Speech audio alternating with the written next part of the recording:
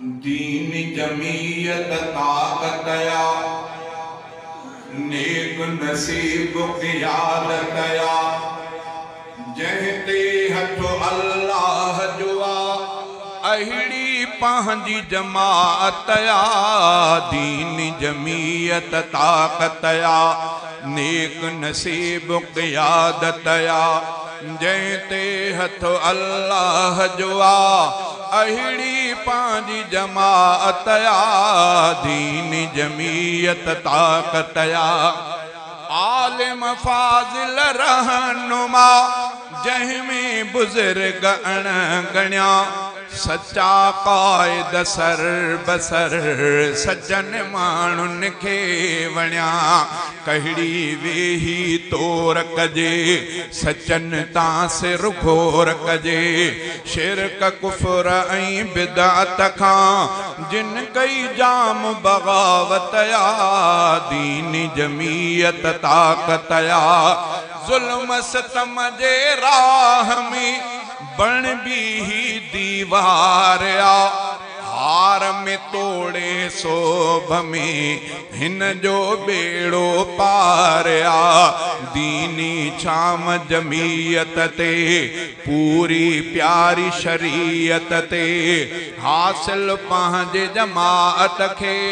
हादीअ जी का हिदायत आ दीन जमीयत ताकतया पूरे पाकिस्तान में अहिड़ी नबी तनज़ीमा हर पासे खां हक़ जी हीअ कंदी ताज़ीम या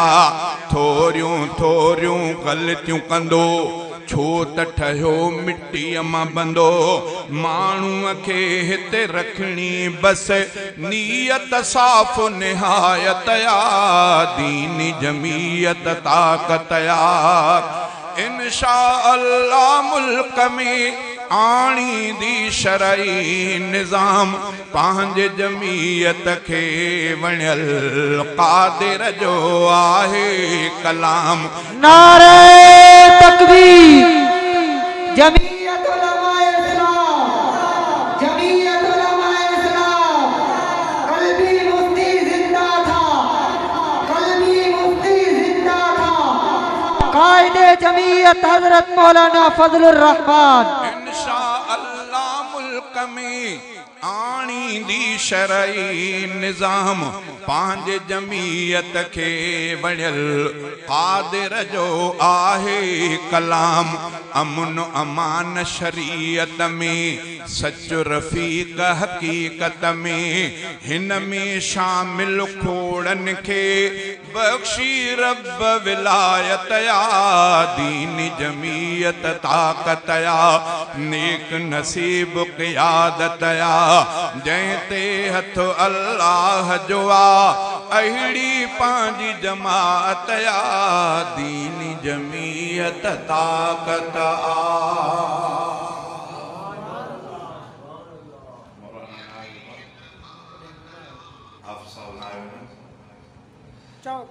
मुंहिंजी यारी अमड़ पेर तो जा चुमा तुंहिंजे कदमन जे हेठां थो जन्नत मञा तुंहिंजे पेरनि जे हेठां थो जन्नत मञा मुंहिंजी जी जले अमड़ पेर तुंहिंजा चुमा तुंहिंजे कदमन जे हेठां थो जन्नत मञा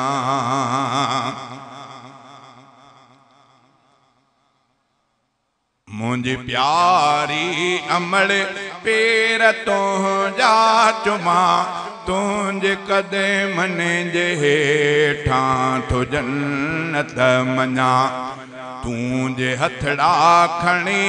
हर मुसीबत टरे तूंजे हथड़ा खणे हर मुसीबत टरे तुंहिंजे जी जल दुआ सां पयो सुख पसां तुंहिंजे जी जल दुआ सां पयो सुख पसां मुंहिंजी प्यारी अमड़ पेर तुंहिंजा चुमा तुंहिंजे क़दमनि जे हेठां थो जन्नत मञा तुंहिंजे पेरनि जे हेठां थो जन्नत मञा कुर्बतूं जा लिखी कीअं मंझी जल सघां कुर्बतूं जा लिखी कीअं मंझी जल सघां तुंहिंजे शफ़क़त मथां साहु सदके कयां।